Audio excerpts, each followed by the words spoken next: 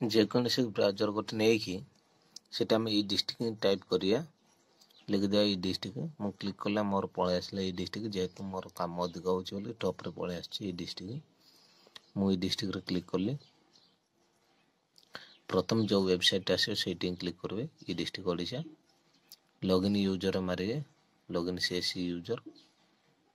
ତଳଗୁଡ଼ାକ ସବୁ ଅଛି, ଏଗୁଡ଼ାକ ସାର୍ଟିଫିକେଟ୍ ଫର୍ମ ଯାକ। ଲଗ୍ଇନ୍ ମାରିଲା ପରେ ଦେଖନ୍ତୁ ମୋର ଆଇଡି ମୋର ଅଲରେଡ଼ି ସେଭ୍ ହେଇକରି ଅଛି।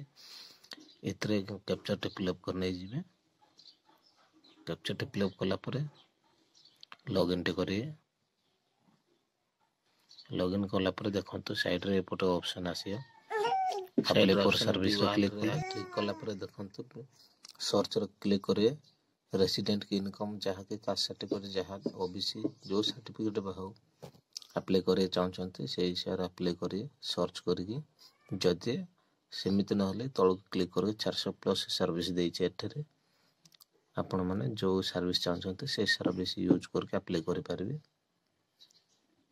ଦ୍ୱିତୀୟ କଥା ହେଉଛି ଆମେ ଟ୍ରାକ୍ କରିବା, ମାନେ ଆପ୍ଲିକେସନ୍ ଆମେ ଆପ୍ଲାଏ କରୁଛେ, ଆପ୍ଲିକେସନ୍ ଆପ୍ଲାଏ କଲା ପରେ କେତେ ଦୂରକୁ ଯାଇଛି ଆମେ ଚେକ୍ କରିବା। ଟ୍ରାକ୍ କରିବା ଯେମିତି ଆଉ ଡେଟ୍ ହିସାବରେ ଆମେ ମ୍ୟାନେଜ୍ କରିନେଇ ଡେଟ୍ଟେ ଫିକ୍ସ କଲା ପରେ ଆମେ ଟ୍ରାକ୍ କରିବା। ଆପ୍ଲିକେସନ୍ ନମ୍ବରଟେ ସର୍ଚ୍ଚ କଲେ ବି ହେବ। ସର୍ଚ୍ଚ ବାର ଲେଖା ହେଇଛି ସେଟା କେଉଁ ସାର୍ଟିଫିକେଟ୍ ଆପଣ ଆପ୍ଲାଏ କରିଛନ୍ତି। ଦେଖନ୍ତୁ ଡେଲିଭରି କହିଲେ ଅଲରେଡ଼ି ସାର୍ଟିଫିକେଟ୍ ହେଇଯାଇଛି। ଅଣ୍ଡର ପ୍ରୋସେସ୍ କହିଲେ ସେଇଟା ହେଇନି। କାହା ପାଖକୁ ଅଛି ସେଇଟା ଆମେ ଚେକ୍ କରିବା। ଅଣ୍ଡର ପ୍ରୋସେସ୍ ଦେଖିବା କାହାଠି ଅଛି। ଅଲରେଡ଼ି RIT ପାରୱାର୍ଡ଼ କରିଦେଇଛନ୍ତି, ତହସିଲଦାର ଆପ୍ରୁଭ୍ କରିନାହାନ୍ତି। ତହସିଲଦାର ଆପ୍ରୁଭ୍ କଲେ ହେଇଯିବ ସାର୍ଟିଫିକେଟ୍ଟେ। ଦେଖନ୍ତୁ ଆଉ ଯଦି ଅଣ୍ଡର ପ୍ରୋସେସ୍ ଦେଖାଉଛି ତା ମାନେ ଏଇଟା ଡିସ୍ପୋଜାଲ୍ ଲାଷ୍ଟ ଫାଇନାଲ୍ ଭେରିଫିକେସନ୍ କରିବେ ତହସିଲଦାର। ତହସିଲଦାର ଭେରିଫିକେସନ୍ କରିନାହାନ୍ତି। ଚାଲନ୍ତୁ ଆମେ କ୍ଲୋଜ୍ କରିକି ନେଇଯିବା। କ୍ଲୋଜ୍ କଲା ପରେ ଆଉ ନେକ୍ସଟ କେଉଁଠି ଚେକ୍ କରିବାକୁ ଚାହୁଁଛନ୍ତି ତା ମାନେ ଚେକ୍ କରିବେ। ଚାଲନ୍ତୁ ମୁଁ ଚେକ୍ କରିକି ଦେଖିଦେଉଛି। ରିଜେକ୍ଟ ହେଇଥିବାଟାକୁ କ'ଣ ଲେଖିଛନ୍ତି ତହସିଲଦାର। ରିଜେକ୍ଟ କିଏ କରିଛନ୍ତି ଜଣାପଡ଼ିଯିବ। ରିଜେକ୍ଟେଡ୍ ହେଇଯାଇଛି। ଆପ୍ଲାଏ ଏଇ ଯେଉଁ ସାର୍ଟିଫିକେଟ୍ ଆପ୍ଲାଏ କରିଥିଲେ। ଭିୟୁରେ କ୍ଲିକ୍ କଲା ପରେ ଦେଖନ୍ତୁ ତହସିଲଦାର କ'ଣ ଲେଖିଛନ୍ତି ଦେଖିବା। ଆପ୍ଲିକାଣ୍ଟ ଫେଲ୍ ଟୁ ଅପଲୋଡ଼ ମାନେ ଜମି ଫଟା ଅପଲୋଡ଼ ହେଇନି, ସେଥିପାଇଁ ରିଜେକ୍ଟ ହେଇଯାଇଛି।